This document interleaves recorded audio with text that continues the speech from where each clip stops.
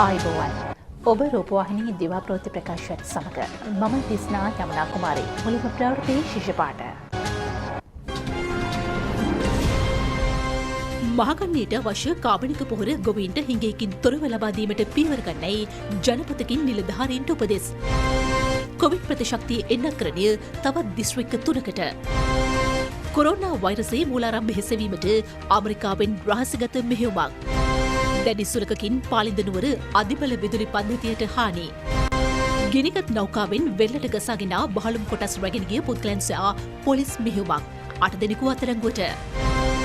යාසුලිකු නාටුවෙන් ඉන්දියාවේ 5 දෙනෙක් මිය යති. මුලින්ම දේශීය පුවත්. මහකන්නේට අවශ්‍ය කාබනික පොහොර ගොවීන්ට හිඟයකින් තොරව ලබා දීමට විධිමත් ක්‍රමවේදයක් ඔස්සේ පියවර ගන්නා ලෙස ජනාධිපති ගෝඨාභය රාජපක්ෂ මැතිතුමා නිලධාරීන්ට උපදෙස් දුන්නා. ඒ කෘෂිකර්ම අමාත්‍යාංශයේ නිලධාරීන් සහ කාබනික පොහොර නිෂ්පාදකින් සමග ජනාධිපති කාර්යාලයේ පැවති විශේෂ සාකච්ඡාවකදී නිරෝගී සහ ඵලදායී පුරවැසියෙකු බිහි කිරීමට වස විසින් තුර ආහාර වේලක් සඳහා වූ ජනතා අයිතිය සෞභාග්‍යයේ දැක්ම ප්‍රතිපත්ති ප්‍රකාශයෙන් තහවුරු කර තිබෙනවා.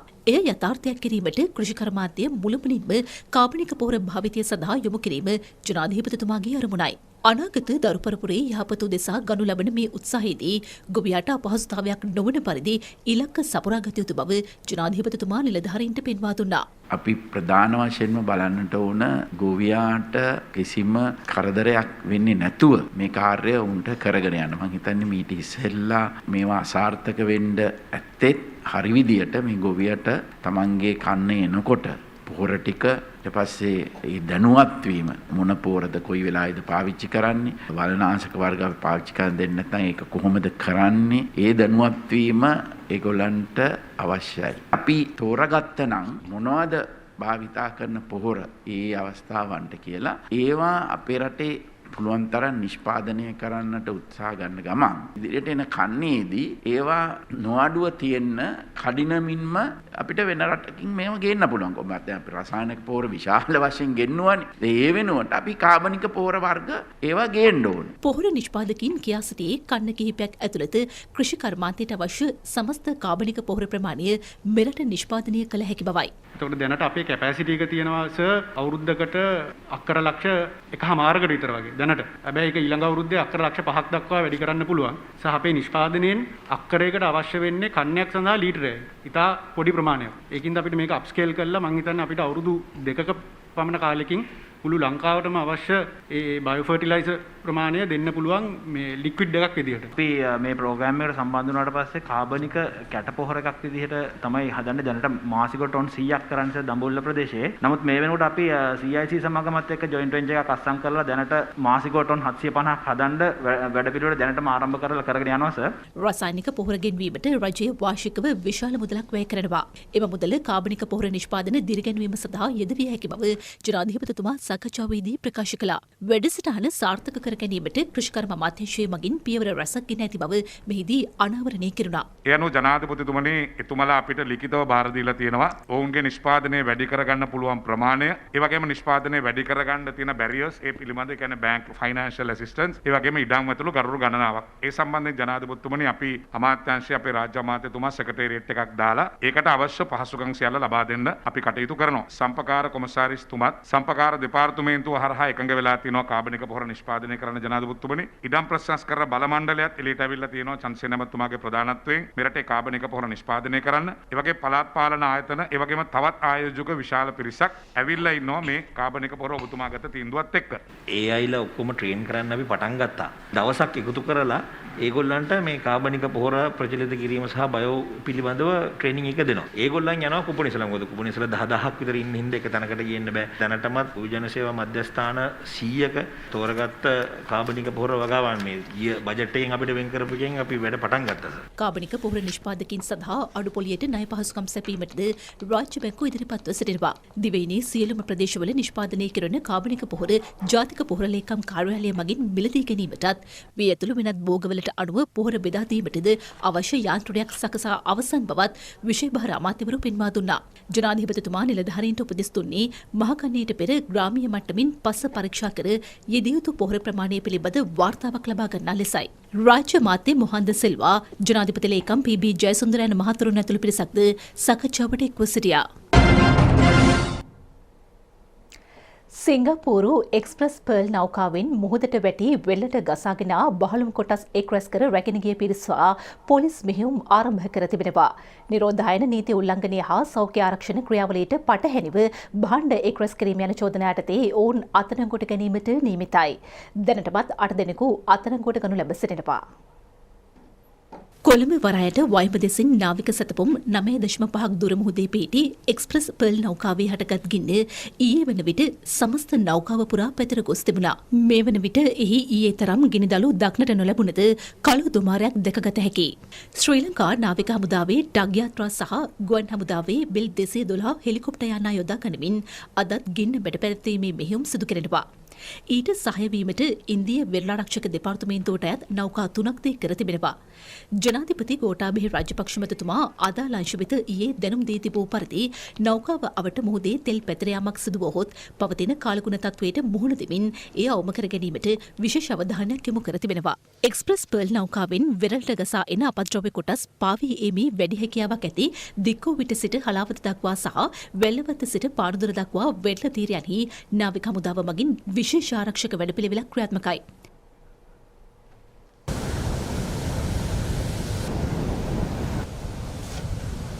වෙරළට ගොඩගසා ඇති අපද්‍රව්‍යවල රසායනික ද්‍රව්‍ය අඩංගු විය හැකි බැවින් ඒවා එල්ලීමට හෝ එක් රැස් කිරීමට හෝ යාමින් වළකින ලෙසට වෙරළ ආසන්න ප්‍රදේශයේ ජනතාව දැනුවත් කර ඇතත් ඔවුන් ඒ නොසලකා ඊයේ භාණ්ඩ එක් රැස් කිරීමේ නිරතව සිටින අයුරු දැකගත හැකි වුණා. පැත්තකින් නිරෝධායන රීති උල්ලංඝනය කර තිබෙනවා. අනෙක් පැත්තෙන් මනුෂ්‍ය ශරීරයට හෝ යම් ආකාරයක සෞඛ්‍යමය ආරක්ෂණ ක්‍රියාවලියකට පටහැනි ක්‍රියාවක් මේ පුද්ගලයන් මේ භාණ්ඩ එකතු කිරීමෙන් සිදු කර තිබෙනවා. ඒ නිසා ඒ සම්බන්ධ මෙහෙයුම් ක්‍රියාත්මක කිරීමෙන් අනතුරුව ඊයේ දුංගාල්පිටිය පොලිසිය මගින් එම එකතු කරන ලද ද්‍රව්‍ය ප්‍රවාහනය කරමින් සිටි පුද්ගලයන් දෙදෙනෙක් ලොරියක් සමග අත්අඩංගුවටගෙන තිබෙනවා. ඊට අමතරව පමුණුගම් පොලිස් ස්ථානයේ මගින් තවත් පුද්ගලයන් තිදෙනෙකුත්, කොච්චිකඩේ පොලිස් ස්ථානයේ මගින් තවත් පුද්ගලයන් තිදෙනෙකුත් ඇතුළු පුද්ගලයන් 8 දෙනෙක් ඊයේ දින අත්අඩංගුවටගෙන තිබෙනවා. ඔවුන් අද දින අධිකරණය වෙත ඉදිරිපත් කිරීමට නියමිතයි. වීඩියෝ පට උපයෝගී කරගනිමින් මෙම ක්‍රියාවලට සහභාගී වූ පුද්ගලයන් සහ අද දිනත් දැවැන්ත මෙහෙයුම් 4ක් ක්‍රියාත්මක කිරීමට නියමිතව තිබෙනවා. ඔවුන් අත්අඩංගුවටගෙන අධිකරණ වෙත ඉදිරිපත් කිරීමට කටයුතු කරනවා.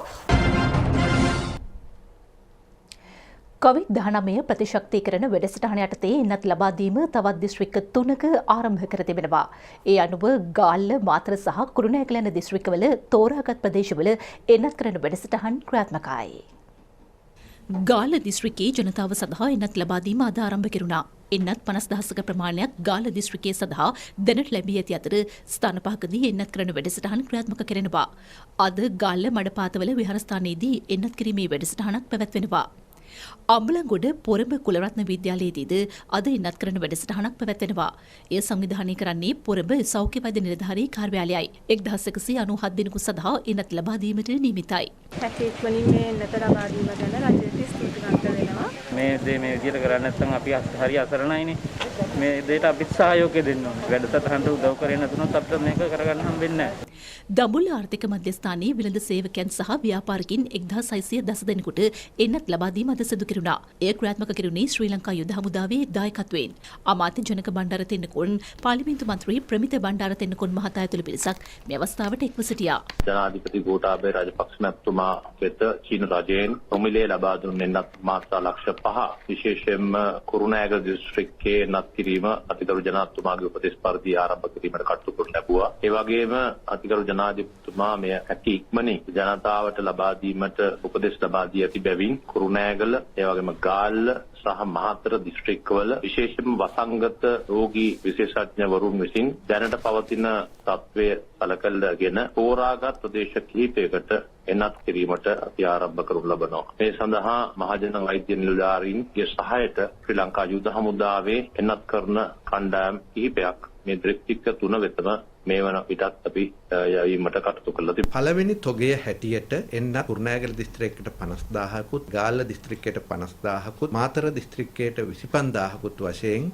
එන්නත් තොග නිකුත් කරලා තියෙනවා. ඒ එන්නත් තොග ලැබුණු වහාම එන්නත් කිරීමේ ක්‍රියාවලිය ඒ දිස්ත්‍රික්කවල ආරම්භ වුණා. මෙතෙන්දී මතක තබා ගත යුතු දෙයක් තමයි තාමත් සීමිත එන්නත් තොගයක් ලැබී තිබෙන නිසා තෝරාගත් අධි අවදානම් ප්‍රදේශවල තමයි මේ එන්නත් කටයුතු ආරම්භ කරන්නේ. අනෙක් ප්‍රදේශවලට එන්නත් තොග ලැබුණු වහාම ව්‍යාප්ත කරන බව මේ වෙලාවේ අවධාරණය කරන්නත් ඕන.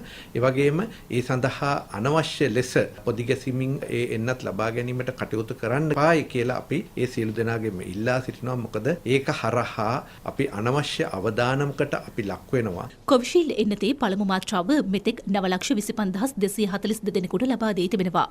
සයිනෝෆාම් එන්නතේ පළමු මාත්‍රාව ඊයේ 3,646 දෙනෙකුට ලබා දී ඇති අතර මෙතෙක් එය ලබාගත් සමස්ත පිරිස 5,21,470ක්. ස්පුට්නික් V එන්නතේ පළමු මාත්‍රාව ලබාගත් පිරිස 14,984ක්. කොවිෂීල්ඩ් එන්නතේ දෙවැනි මාත්‍රාව ඊයේ 699 දෙනෙකුට ලබා දී ඇති අතර මෙතෙක් ඒ ලබාගත් සමස්ත සංඛ්‍යාව 3,41,541ක් වනවා. කොවිඩ්-19 ප්‍රතිශක්තිකරණ එන්නත්වල එක් මාත්‍රාවක් පමණක් ලබාගත් සංඛ්‍යාව 14,61,696ක් දක්වා ඉහළ ගොස් තිබෙනවා.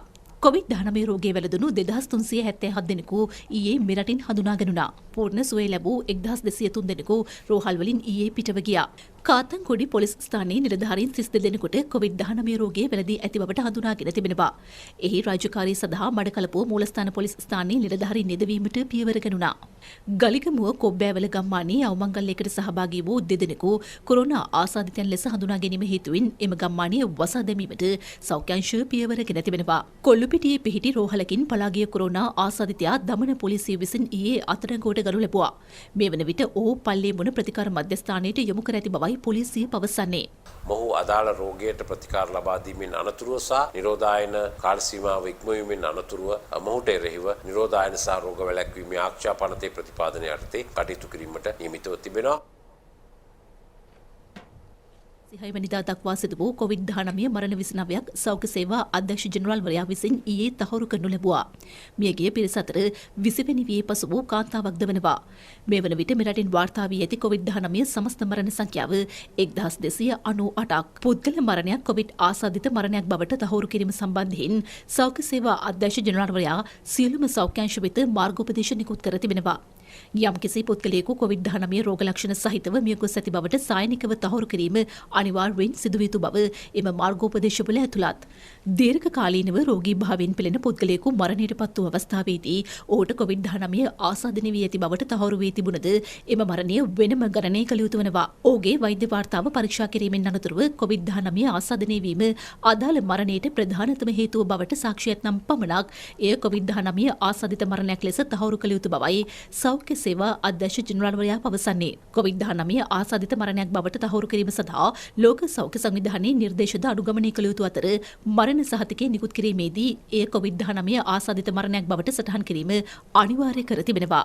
අදූදී 6න් අවසන් වූ පෙර 24 කාලය තුළ සෞඛ්‍ය මාර්ගෝපදේශ නොසලකා හැරීම සම්බන්ධයෙන් පුද්ගලයන් 587 දෙනෙකු අත්අඩංගුවට ගැනුණා. ඊයේ උදෑසන 7 සිට 9 දක්වා කාලය තුල කොළඹ නගරයට ඇතුළු වන වාහන සම්බන්ධයෙන් අහඹු පරීක්ෂාවක් සිදු කර තිබෙනවා. මෙහිදී මෙම පරීක්ෂාවට ලක් කර තිබෙන්නේ ඔවුන් සත්‍ය වශයෙන්ම නිරත වන්නේ අත්‍යවශ්‍ය රාජකාරී කටයුත්තකද නැතහොත් රෝගියෙකු රෝහල වෙත ගෙන යාමටද යන කාරණා පිළිබඳව එහිදී වාහන 28ක් පමණ කිසිම අත්‍යවශ්‍ය රාජකාරීකට අයත් නොවන බවත් ඒ වගේම කිසිම ආකාරයක රෝගීන් රැගෙන යාමක් සිදු නොකළ බවත් අනාවරණය වී තිබෙනවා. ඒ අනුව එම වාහන අත්අඩංගුවට ගෙන තිබෙනවා. ඒවායේ ගමන් කළ පුද්ගලයින්ද අත්අඩංගුවට ගෙන තිබෙනවා.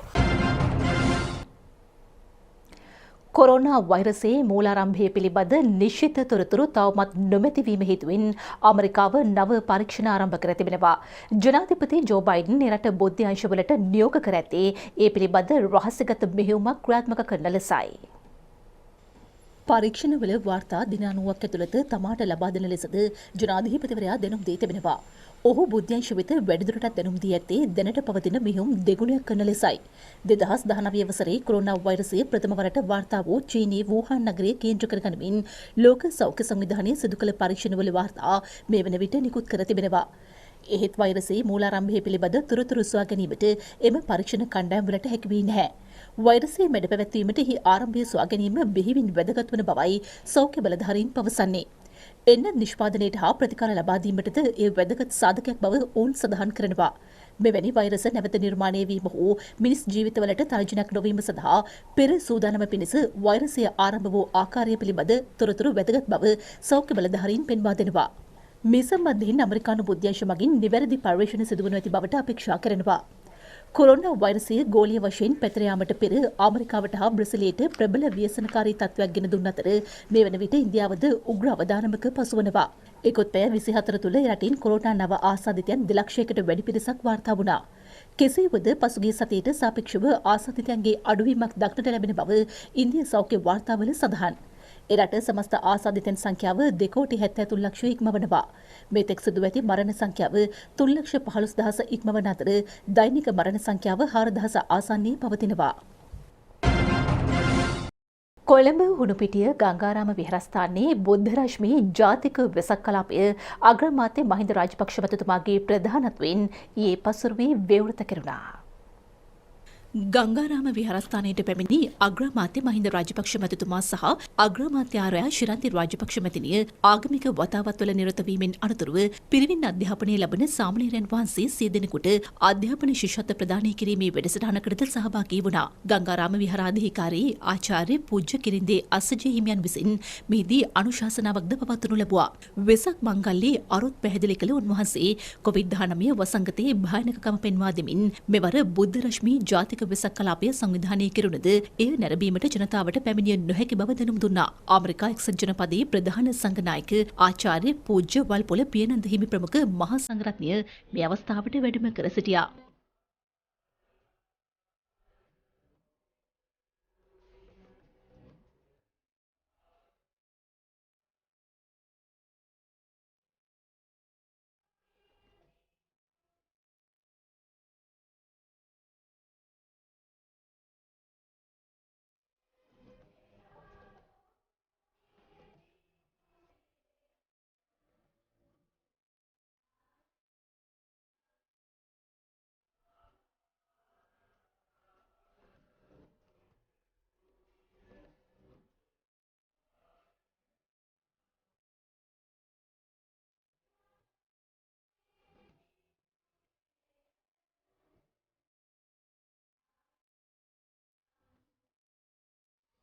දෙහිවල සත්වෝද්‍යානයේ පාලන අධිකාරිය සහ එහි නිල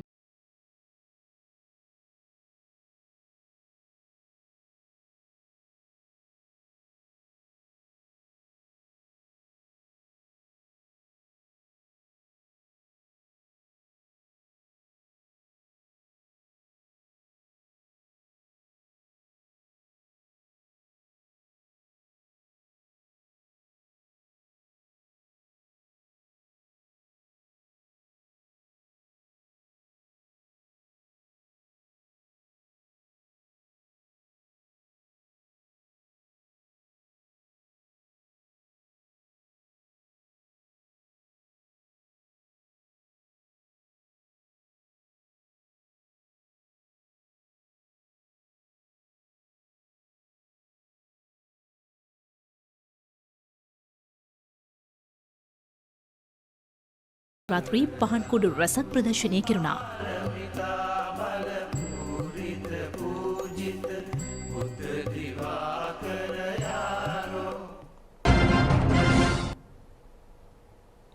පුත්තලම සිට කොළඹ හරහා බේරුවල දක්වා වන මුහුදු ප්‍රදේශය අද රළු ස්වභාවයක පවතින බව කාලකුණ විද්‍යා දෙපාර්තමේන්තුව පවසනවා. ගාල්ල සහ මාතර හරහා හම්බන්තොට දක්වා වන මුහුදු ප්‍රදේශය විටින් විට ඉතා රළු විය හැකි බව කාලකුණ නිවේදනයේ සඳහන්. ඒ ගැන අවධානයෙන් පසුවන ලෙස ධීවර හා නාවික කටයුතු වල නිරත ප්‍රජාවගෙන් ඉල්ලීමක් කරනවා. දෙවයින වටා වන මුහුදු ප්‍රදේශවල සුළඟේ වේගය පැයට කිලෝමීටර් 40-50ක් පමණ වන අතර පුත්තලම සිට කොළඹ හරහා බේරුවල දක්වා වන මුහුදු ප්‍රදේශයේ සුළඟේ වේගය විටින් විට පැයට කිලෝමීටර් 60-65ක් පමණ දක්වා වැඩි විය හැකියි. කාලකුණ විද්‍යා දෙපාර්තමේන්තුව පවසන්නේ බේරුවල සිට ගාල්ල සහ මාතර හරහා හම්බන්තොට දක්වා වන මුහුදු ප්‍රදේශයේ සුළඟේ වේගය විටින් විට පැයට කිලෝමීටර් 60-70ක් පමණ දක්වා ඉහළ යා හැකි බවයි.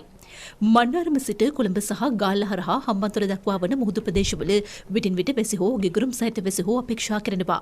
සෙසු මුහුදු ප්‍රදේශවල ස්ථාන ස්වල්පයකද වැසි හෝ ගිගුරුම් සහිත වැසි හෝ ඇතිවිය හැකියි. බස්නාහිර සබරගමු යන පළාත්වලද ගාල්ල මාතර මහනුවර සහ නුවරඑළිය යන දිස්ත්‍රික්කවලද ඇතැම් ස්ථානයන්හි මිලිමීටර 75ක පමණ තද වැසි හටගනු ඇති බව කාලගුණ නිවේදනයේ දැක්වෙනවා. දිවයින හරහා සුළඟේ වේගය විටින් විට පැයට කිලෝමීටර 30-40 පමණ දක්වා වැඩි විය හැකි බවද එම නිවේදනයේ සඳහන්. විශේෂයෙන් මධ්‍යම කඳුකරේ බටහිර බැවුම් ප්‍රදේශවල උතුරු මැද වයඹැන පළාත්වල සහ ත්‍රිකුණාමලය හා හම්බන්තොට යන දිස්ත්‍රික්කවල සුළඟේ වේගය විටින් විට පැයට කිලෝමීටර 50 පමණ දක්වා ඉහළ යා හැකියි. ගිගුරුම් සහිත වැස සමග ඇතිවිය හැකි තාවකාලික තද සුළං හා අකුණු මගින් විය හැකි අනතුරු අවම කර ගැනීමට අවශ්‍ය පියවර ගන්නා ලෙස ජනතාවගෙන් ඉල්ලීමක් කරනවා. පාලින්ද නුවර මාකිලි ඇල්ල ප්‍රදේශයට ඊයේ සවස බලපෑ දැඩි සුළඟකින් විශාල මාර්ගසක් කඩා වැටීමෙන් ප්‍රදේශයේ අධිබල විදුලි පද්ධතියට දැඩි හානි සිදුව තිබෙනවා. අප වාර්තාකරු පවසන්නේ විදුලි කණු 11ක් ඇද වැටී තිබූ බවයි. එම නිසා මාකිලි ඇල්ල සිට කෙලින් කන්ද දක්වා ප්‍රදේශයේ කිලෝමීටර 2කට ආසන්න ප්‍රමාණයක විදුලි පද්ධතිය බිඳ වැටී තිබෙනවා. තවත් පොදු දේපළ කිහිපයකටද හානි සිදුව තිබුණා. බදුරලිය විදුලි ඉංජිනේරු කාර්යාලය සහ පාලින්ද නුවර ප්‍රාදේශීය සභාව විසින් මාර්ගය හරහා වැටී තිබූ ගස ඉවත් කිරීමට පියවර ගනු ලැබුවා. විදුලි පද්ධතිය ඉදිරි දිනවල යථා තත්ත්වයට පත් කිරීමට නියමිතයි. ප්‍රදේශවාසීන් පවසන්නේ සංචරණ සීමා පැවතීම නිසා මාකිලි ඇල්ල නැරඹීමට පැමිණෙන පිරිස හා ප්‍රධාන මාර්ගයේ ගමන් ගන්නා පිරිස් නොමැතිවීම නිසා සිදුවීමට ගිය අනතුරක් වැළකී ගිය බවයි. රුවන්වැල්ල ඉබුලාන ප්‍රදේශය හරහා ඊයේ සවස හමා ගිය දැඩි සුළඟකින් එහි විදුලි රැහැන් පද්ධතියටද හානි සිදුව තිබෙනවා. ප්‍රදේශයේ නිවාස දෙකක් ආසන්නයේ පොළවේ ඇති වී තිබෙන පිපිරීමක් හේතුවෙන් එම නිවාස දෙකේ පදිංචිකරුවන් තාවකාලිකව වෙනත් ස්ථානවල පදිංචි කරවීමට රුවන්වැල්ල ප්‍රාදේශීය සභාව සහ ආපදා කළමනාකරණ ඒකකය ක්‍රියා කළා. පදිංචිකරුවන් ඉවත් කරනු ලැබ ඇත්තේ නිවාස දෙක පිහිටි ස්ථානයේ ආසන්නයේ ඇති විශාල කළු ගලක් එම නිවාස මතට පතිත වීමේ අවදානමක් පැවතීම නිසායි. මේ අතර වවුනියාව ඕලුමඩු ප්‍රදේශයට බලපෑ දැඩි සුළං ප්‍රවාහයක් හේතුවෙන් පෙපොල් ගස් 600කට අධික සංඛ්‍යාවක් විනාශ වී තිබෙනවා. ඒ සමගින් දිවා ප්‍රතිප්‍රකාශයේ නිමාවට පත් කරනවා. ආයිබෝවන්.